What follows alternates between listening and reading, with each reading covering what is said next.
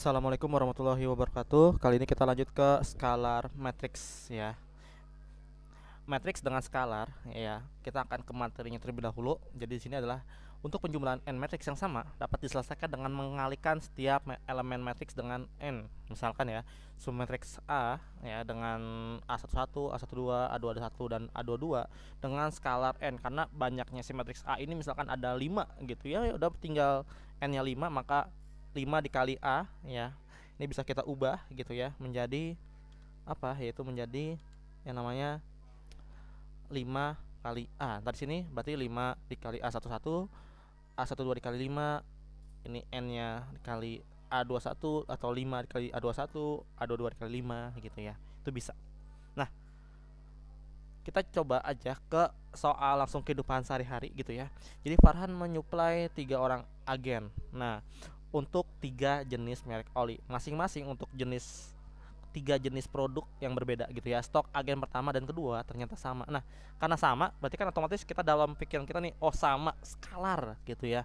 Berarti karena ada 2 yang sama, maka n-nya itu adalah 2 gitu ya.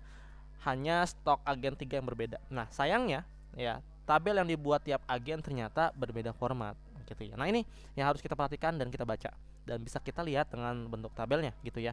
Kalau ini produk A-nya, si produknya adalah horizontal dan mereknya itu vertikal. Kalau di agen kedua, dia mereknya yang horizontal dan stok kartonnya itu adalah yang vertikal. Nah, ini harap hati-hati ya.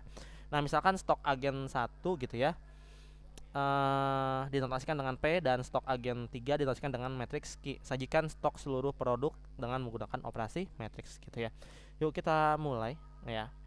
Misalkan kita lihat sini ya, tabel-tabelnya. Kita akan buat mengenai agen 1 dan agen 2, di mana skalarnya 2 karena agen 1 dan agen 2 itu sama. Oleh karena itu, kita apa sih yang mau kita transpose, apakah si agen 1-nya apa agen 3-nya? Nah, berhubung agen 1 dan 2-nya banyak gitu ya, ada 2 ya, dan sama, maka kita ambil yang terkecilnya aja, yang paling nggak berubah sedikit gitu ya. Maka si agen ketiganya lah yang mau nggak mau kita akan ubah gitu ya. Maka kalau kita lihat di sini 2P tambah Q transpose itu yang kita ubah gitu ya, biar sesuai dengan si agen 1 dan 2 gitu ya. Nah, maka ya 2 dikali, kita lihat buat matriksnya terlebih dahulu dari tabel agen 1 dan 2, maka 20, 1, 15, 3, 8, 2, 5, 9, 10 ditambah, kita buat lagi nih matriks yang terbarunya yang udah ditranspose. Kan yang ini belum ditranspose kan ya, makanya kita transpose dulu 6, 2, 3, terus 1, 12, 14, 3, 5, 7 gitu, kita ubah ya. Oleh karena itu nanti duanya itu dikalikan ke setiap elemen yang ada di matriks P. Maka 2 kali 20, 2 kali 1, 2 kali 15, 2 kali 3, 2 kali 8, 2 kali 2, 2 kali 5, 2 kali 9, 2 kali 10 ditambah dengan matriks yang udah kita transposkan T-nya. Nah, punten ini kita lupa nih, tidak nulis transposnya. Oke, maka bisa kita buat hasilnya seperti ini, dan kita totalkan keseluruhannya gitu ya, akan menjadi 46, 4, 33 gitu ya. 4 kali 6, 4 kali 2, 33 kali 3 gitu ya, makanya 33 seperti ini.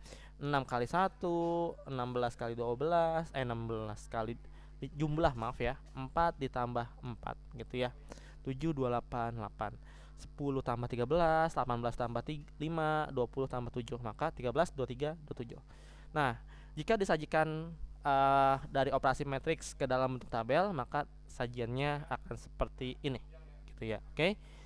Nah, kita udah selesai, semoga kalian paham, dan yuk kita coba ke soal latihan yang keempat dan yang terakhir ini gitu ya.